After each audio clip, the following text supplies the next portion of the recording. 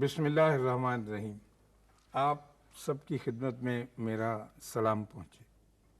یہ اس زمانے کی بات ہے جب میں نیا نیا ولایت سے آیا تھا۔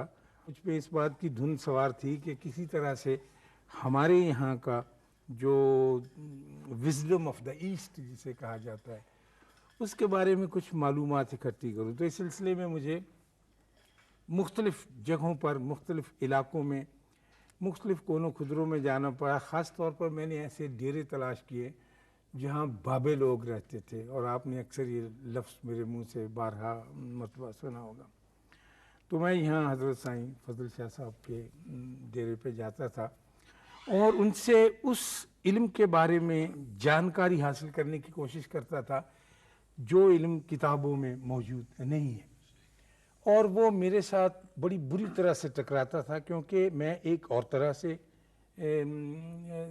تیار کیا گیا تھا علم کے معاملے میں، اور وہاں کا علم ایک اور طرح کا تھا، لیکن مجھے اس میں دلچسپی تھی۔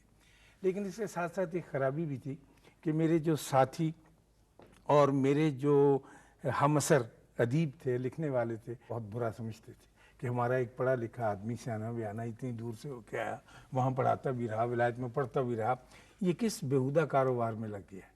اور ان کو بڑی تکلیف بھی ہوتی تھی، میرے خلاف کالم بھی لکھے گئے، میری بیوی بڑی ناراض ہوئی کہ آپ یہ کیا کام کرتے ہیں، آپ کو تو کچھ معزز، کچھ سی ایس ایس وغیرہ قسم کا عارف میاں کی طرح کرنا چاہیے، تو یہ کیا آپ نے کام شروع کر دی۔ تو میں چھپ چھپا کے ڈر ڈرا کے جاتا تھا۔ ایک دن میں شام کے وقت گیا تو ہم وہ مغرب کی نماز پڑھ رہے تھے، تو بابا جی میرے ساتھ کھڑے تھے، مولوی صاحب ہمیں نماز پڑھا رہے تھے۔ تو ایک آدمی روتا چیخا چلاتا ہوا آیا، کہنے لگا جی جلدی چلو، یونس جو ہے اس کو تو مرض الموت ہو گیا ہے اور اس کا گھنگرو بج رہا ہے اور وہ مرنے کے قریب ہے۔ اس نے کہا کہ بابا جی کو بلا کے لاؤ، وہ میرے سرانے بیٹھ کے پڑھیں سورہ یاسین۔ تو ہم پڑھ رہے تھے نماز، تو بابا جی نے مجھے کونی مار کے کہا کہ بیٹا نیت توڑ دو۔ اب نماز پڑھتے ہوئے نیت کیوں توڑی جائے؟ میں پہلے نہیں سمجھا ان کی اس بات کو، لیکن انہوں نے کہا کہ نہیں نیت توڑ دو۔ تو میں نے کہا اچھا جی، چونکہ میں انڈر ٹریننگ تھا تو میں نے کہا جیسے یہ کہتے ہیں کہ باقی نیچے اترے، کہنے لگے دیکھو اعلان ہو گیا ایک آدمی مشکل میں، پہلے اس کی مشکل دور کی جانی چاہیے، اس کے بعد ہم آ کے نماز پڑھ لیں گے، بعد میں پڑھیں گے، کیونکہ نماز کی قضا ہے، خدمت کی قضا نہیں۔ کوئی آدمی سائیکل سے گر جائے، زخمی ہو جائے، آپ کہیں کہ میں چونکہ مغرب پڑھا ہوں تو پھر آ کے اٹھاتا ہوں، یہ نہیں ہے پہلے اس کو۔ اب یہ بات میرے لیے بالکل نئی تھی اور عجیب تھی۔ خیر اٹھے گئے، وہ جس آدمی کے گھر جانا تھا وہ بھی دیکھا، وہ ایک لمبی کہانی میں پھر کبھی آپ کو سناؤں گا، اور وہ دلچسپ ہے اپنی جگہ پہ۔ جب ہم لوٹ کے آئے، رکشہ سے اترے، تو میں نے رکشہ والے کو کچھ پیسے دیے، اس کے کچھ 3 روپے 80 پیسے بنتے تھے، میں نے اس کو 4 روپے دے دیے، یہ سمجھتے ہوئے کہ بہت بڑا میں نے مار کا مارا ہے۔ تو بابا جی نے پوچھا کہ اس نے پیسے دیتے پت؟ میں نے کہا ہاں جی دے دیے۔ کہنے لگے کتنے دیے؟ میں کہا جی 4 روپے دیے۔ تو کہنے لگے کہ کیوں؟ میں نے کہا جی اس کے 3 روپے 50 پیسے یہ بڑھتے تھے، میں 4 دے دیے اس نے۔ انہوں نے کہا نہیں 5 ہی دے دینے سے۔ میں نے کہا نہیں جی 5، اب مجھے بڑا دھچکا سا لگا کہ 5 میں کیوں دے دوں؟ میں نے کہا جی کیوں کروں؟ کہنے لگے تسی بھی دیتے جو دینا ہے، تسی کہڑا پلیوں دینا سی۔ اب یہ دیتے میں سے دینا جو تھا، یہ اس نے مجھے تھوڑا سا ہلایا، لیکن میں نے اس کو سمجھا عقلی طور پر، اقتصابی طور پر، ایموشنلی وہ قاضی صاحب میرے اندر نہیں اتری یہ بات، لیکن وہ اس بارے میں سوچتا رہا، غور کرتا رہا۔ اگلے دن ہمارے ایک دوست، میرا بہت پیارا دوست ابن انشا، وہ کراچی سے آیا، اور وہ گھر ڈھونڈتا ڈھونڈتا اسے پتہ چلا کہ وہ بذات اس وقت کہیں اور جگہ پہ موجود نہیں ہے، کسی لائبریری میں نہیں ہے، کسی شریف جگہ پہ نہیں، وہ ضرور گیا ہوگا۔ چنانچہ وہ اتنا بڑا ایک ڈنڈا لے کے، بانس کا تھا والا، تو مجھے ڈھونڈتا ڈھونڈتا ڈیرے پہ آ گیا۔ اسے پتہ تھا کہ اب اندر تو داخل نہیں ہوا اور باہر کھڑا ہوا ہے، اور اس کو تکلیف بھی ہے اور شرمندگی بھی ہے کہ یہ آدمی کس جگہ پر آ کر بیٹھ جاتا ہے۔ تو اس نے مجھے ضرور، میں اندر بیٹھا، میں ڈرا ہوا، اس نے کہا باہر آ جاؤ استاد کی وجہ سے۔ خیر میں ڈرتا تو اس گیا، جب اس کے قریب پہنچا اس نے کہا تمہیں شرم آنی چاہیے، تمہیں کتنی مرتبہ منع کیا ہے، یہ زمانہ سائنس اور ٹیکنالوجی کا ہے، تم کس فضول جگہ پر آ کر بیٹھ جاتے ہو اور کیا سیکھتے ہو یہاں سے۔ میرے 2 دوست تھے، ایک ابن انشا اور ایک نون میم راشد، یہ سائنس سے اور ٹیکنالوجی سے بہت زیادہ مرعوب تھے اور کہتے تھے یہ کمال ہی کر رہا ہے دنیا میں۔ میں UNO میں گیا، نون میں راشد صاحب کے دفتر میں، اوپر کی منزل سے کوئی 42ویں منزل تھی. جب نیچے اترے اور میرے ساتھ ساتھ چلے آ رہے تھے، تو جب ہم ایک ڈاکخانہ UNO کا چھوڑ رہے تو رکے، کہنے لگے آ گئے ہو تم گاؤں سے، اور لیکن نہ تمہارے پاس تعلیم ہے، نہ حسن ہے، نہ صحت ہے، تم لوگ کس طرح سے زندگی، یہ دیکھو یہ ڈاکخانہ دیکھا. میں نے کہا جی امریکہ کا ڈاکخانہ ہے، واقعی بڑا خوبصورت. کہنے لگے خوبصورتی کی بات نہیں ہے، یہ دیکھو تمہیں آواز آ رہی، اس میں سے آواز آ رہی تھی. پتہ یہ کیا ہو رہا ہے؟ یہ ٹکٹوں کو موریں لگ رہی ہیں اور مشین خود بخود لگا رہی ہے، نہ کوئی آدمی ہے، نہ کوئی بندہ، نہ پرندہ ہے. یہ دیکھو وہاں پر لا کر پیکٹ رکھ دیتے ہیں، ٹر کرتے ہیں. اسی طرح سے کہنے کے سارٹنگ ہو جاتی. میں تمہیں نوٹ گننے کی مشین دوں. تو میں نے کہا راشد صاحب ایسی چیزوں سے اتنے متاثر نہ ہوا کریں، خدا نہ خواستہ آپ زندگی میں کوئی اور فیصلہ کا مشینوں سے متاثر ہو کے. کہنے لگے نہیں میں تمہیں گھامڑ لوگوں کو بتانا چاہتا ہوں. تو یہ خیر مجھے بیچ میں یاد آ گیا، اللہ بخشے پیارے آدمی تھے دونوں ہی میرے دوست. تو انشاء کو غصہ تھا اس بات کا، اور وہ مجھے اس سے ہٹانا چاہیے. باہر کھڑے ہو کے اسی طرح سے ان کے ہاتھ میں بانس کا وہ باریک سا ایک ڈنڈا. کہنے لگے مجھے یہ بتاؤ کہ یہاں کیا ہے جو کتاب میں، کسی لائبریری میں، کسی میں کچھ نہیں ہے، کون سی یہ چیز؟ میں نے کہا انشاء کوئی خاص نہیں، لیکن کچھ ایسی چیزیں جو مشاہدے سے گزرتی ہیں وہ مختلف. کہنے کا کیا؟ میں نے کہا کل ہم آئے تھے، ایک جگہ گئے، اس طرح سے میں نے رکشہ کرایا، اس طرح سے رکشہ میں سے اترے، اس طرح سے میں نے پیسے دیے، اس طرح سے بابا جی نے کہا کہ تو 5 ہی دے دیتا تو کیا تھا، تو نے دیتے میں سے دینا ہے، تو نے کون سا پلے سے دینا ہے. تو انشاء خاموش ہو گیا یہ سن کے. اب وہ شاعر آدمی تھا، اس کی روح بڑی پیاری تھی، وہ یہ تو برداشت نہیں کر سکتا تھا کہ کہے کہ بہت اچھی بات ہے، لیکن اس نے سن لی. ختم ہو گیا یہ سین. اس کے کوئی 2 مہینے بعد میں کراچی گیا تو انشاء جی کے دفتر میں ملنے اس سے. انشاء بیٹھا کام کر رہے ہیں، ہم گپ لگا رہے ہیں، ادھر کی باتیں ادھر کی باتیں، بہت خوش. ایک لڑکی آئی، اس کی صحت بہت خراب تھی، اور حاضر اس کی آنکھوں میں یرکان اتنا نمایاں تھا کہ جھوٹ بولنے کے برابر، کہ آپ نے جیسے رنگ بھرا ہو پیلا. اور اس بیچاری نے اپنی اس بیماری کو چھپانے کے لیے آنکھوں میں سرمے کی بہت موٹی تحریر جو تھی وہ لگا رکھی تھی. تو کالا برقع اس نے پہنا ہوا اور آ کر کھڑی ہو گئی انشاء جی کے سامنے.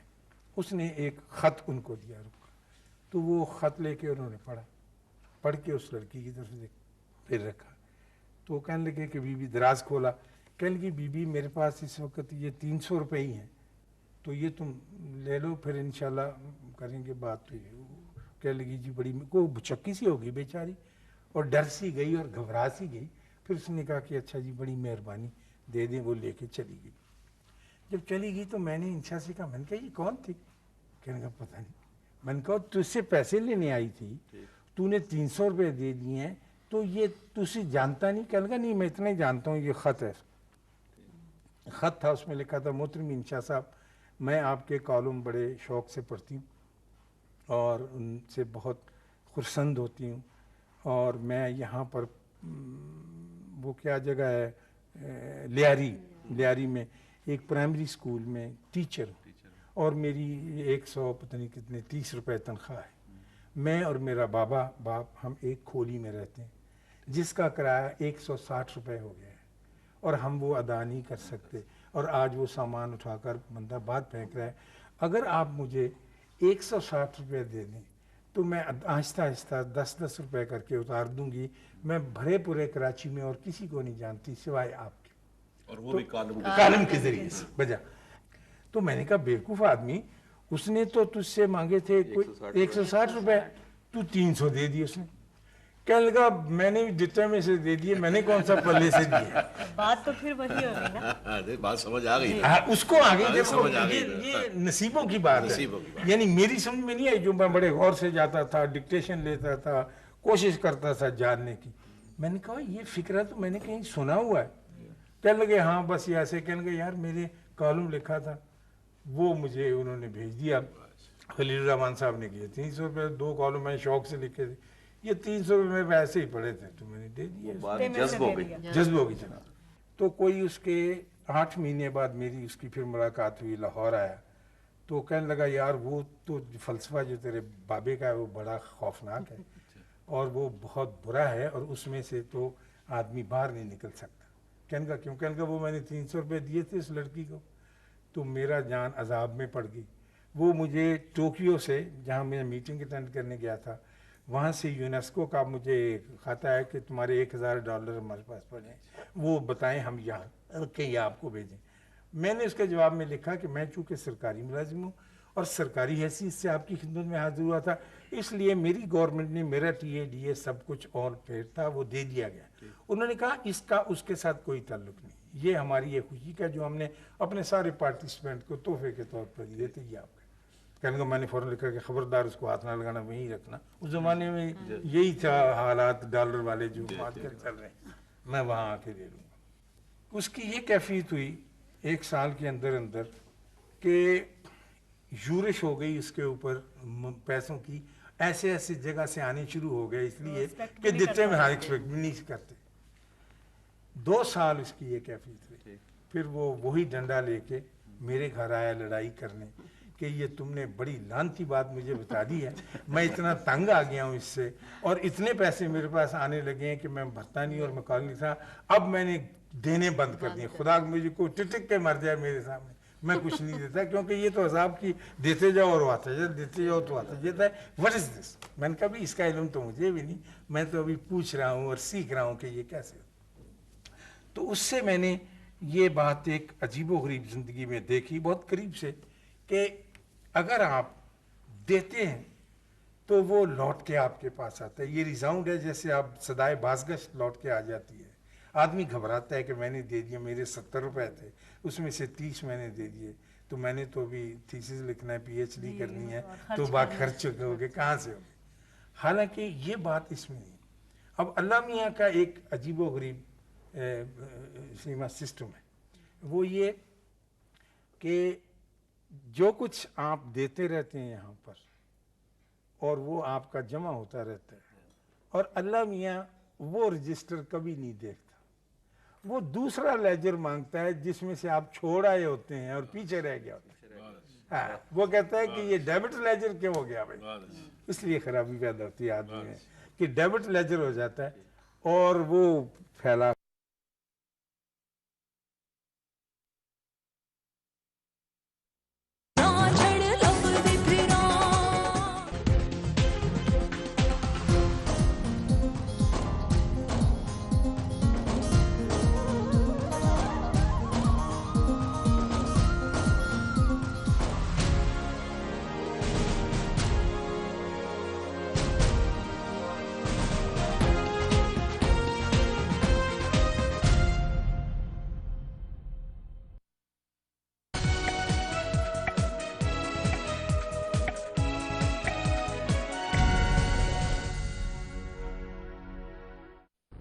وقفہ برائے اذان.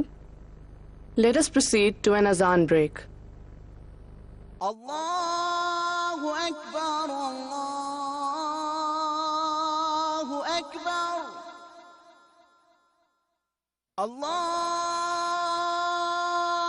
اکبر اللہ.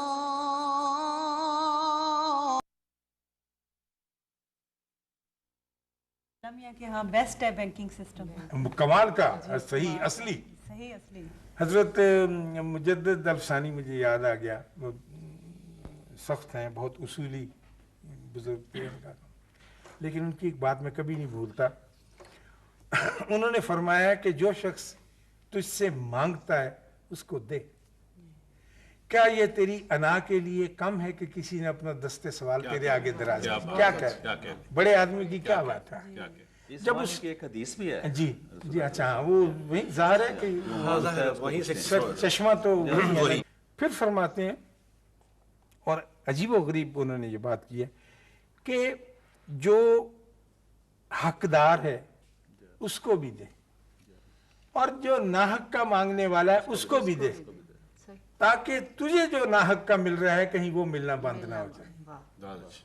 دیکھیے نا, ایک طرح ہم کو کیا ناحق کا مل رہا ہے, اس کی ساری مہربانی ہے اللہ کے کرم. ہمیں اس کا شعور بھی وہ نہیں ہوتا کہ کہاں کہاں ہمیں ناحق مل رہا ہے. کبھی آپ بیٹھ کے آرام سے اپنی زندگی کو, اپنے کام کو, اپنی پاور کو اپنے کو بنانے کی کوشش کریں تو آپ کو پتہ چلے گا 80-90% تو ایسے ہی چلا آ رہا ہے. یہ میرا استحقاق نہیں بن رہا ہے.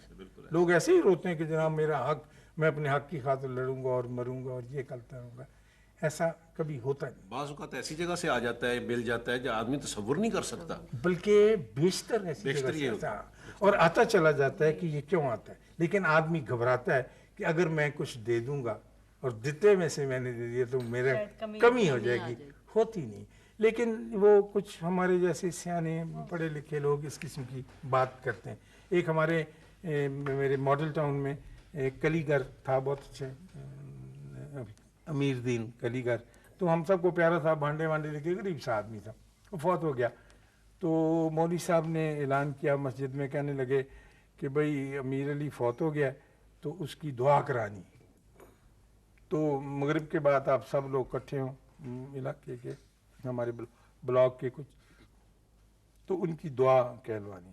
تو ہم ابھی کچھ پڑھ ہی رہے تھے کہ وہ ایک لڑکا آ گیا اور اس نے آ کے کہا کہ جی میرا والد بہت بیمار ہے. وہ مسجد میں آ کے کھڑا ہو گیا. تو اس نے امیر علی کلیگر کی دعا بھیجی ہے. ہم نے کہا دعا بھیجی کیا ہوتا ہے؟ دعا تو آدمی آگے کرتا ہے. اس نے کہا جی یہ میرا والد جو تھا اس کا بڑا یار تھا اور بہت پکے دوست تھے، جو بابا سلطان وہاں کا تھا. تو اس کو درد ہے شاٹھی کا پین، وہ جو درد ہو جاتی ہے، اچھا وہ اس کو اس زمانے میں بیچارے کو تھی، تو وہ موومنٹ نہیں کر سکتا تھا. تو اس نے اپنے بیٹے سے کہا کہ تو میری طرف سے میرا بڑا پکا یار تھا تو میری دعا بھی لے جا مہربانی. تو کہا لگا جی میں اس کی دعا لے کے آؤں. تو ہم نے کہا کہ دعا کیا لے کے آیا تم؟ تو ہم وہ گٹھلیاں پڑھ رہے تھے اور اس اٹھ کے آدمی باہر دیکھے تو وہ لڑکا ٹریکٹر لے کے آیا تھا، پیچھے ٹرالا تھا. تو اس کے باپ نے 2 بوری گندم آٹا، 1 بوری چول، گڑ کا ایک پورا کٹا اور اس قسم کی چیزیں. اس نے کہا جی میرے باپ نے یہ دعا بھیجی ہے. کیا بات ہے. ہاں، کبھی اس قسم کی باتیں سمجھ میں یا مہربانی سوچنے میں نہیں آئی کہ دعا بھیجنے کا، دینے کا، یعنی داد و دہش کا یہ کیا طریقہ ہوتا ہے.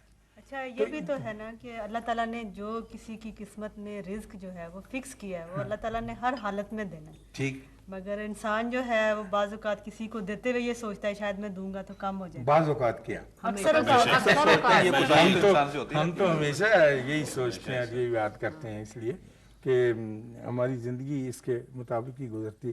یہ داد و دہش کا اور دینے کا اور طریقہ، یہ مجھے اپنا گھر ماڈل ٹاؤن کی بات ہوئی تو میری بہو ہے ایک بڑی اچھی پیاری بی بی نیک، اس کو خیال آیا کہ کچھ خیرات کرنی چاہیے، لیکن اس کو طریقہ نہیں آتا. اب یہ بھی بڑا مشکل کام ہوتا ہے کہ جی کیا کریں، کس کو دیں.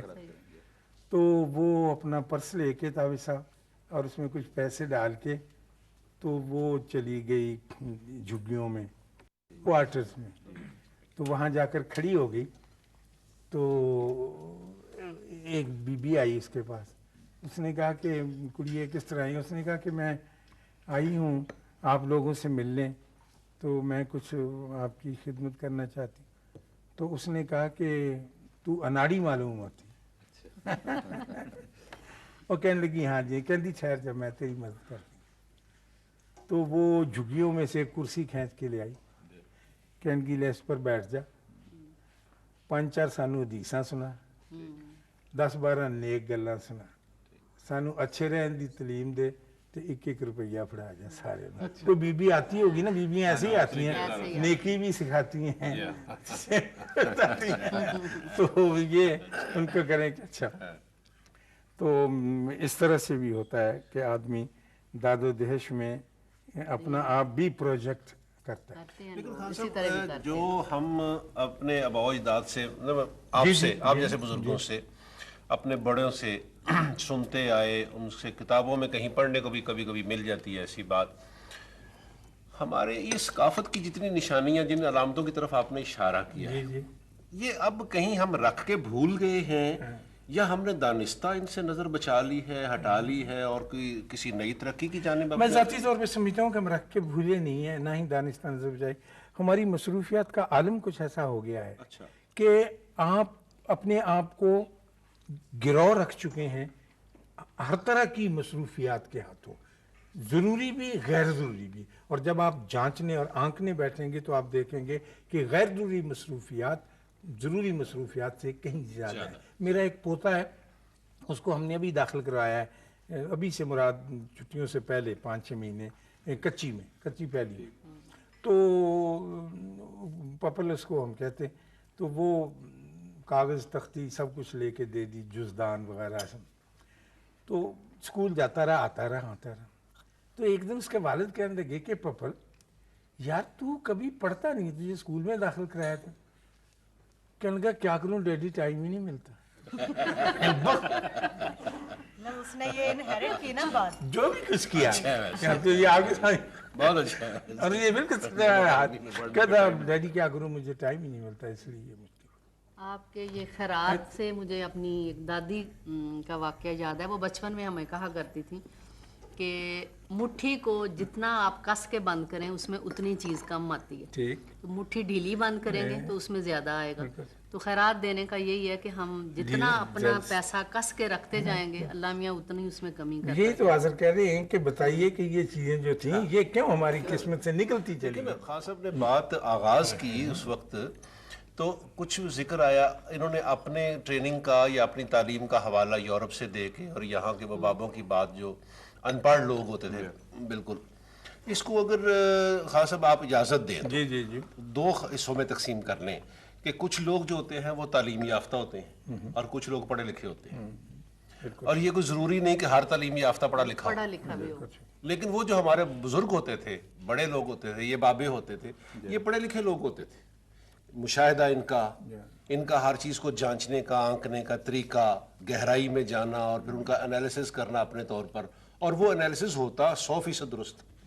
ڈگریاں یا کتابی دیکھیے میں اس سے تھوڑا سا انحراف کر کے, اچھا ہے کہ آپ بھی ان کے پوتے نواسے انہی کے ہی ہیں نا, نسل چلی آ رہی ہیں. میں آپ سے پوچھتا ہوں, ایک سوال آ گیا میرے ذہن میں کہ میں نے اتنی آپ کے سامنے لمبی بات کی, تو آپ بھی مجھے مدد کریں کہ انسان جس شخص پر تنقید کرتا ہے اور جس میں کیڑے نکالتا ہے اور جس کو بہت برا سمجھتا ہے, کیا خود اس جیسا ہونا چاہتا ہے, یا آپ کے مشاہدے میں ہے کہ خود اس جیسا ہو جایا کرتا ہے؟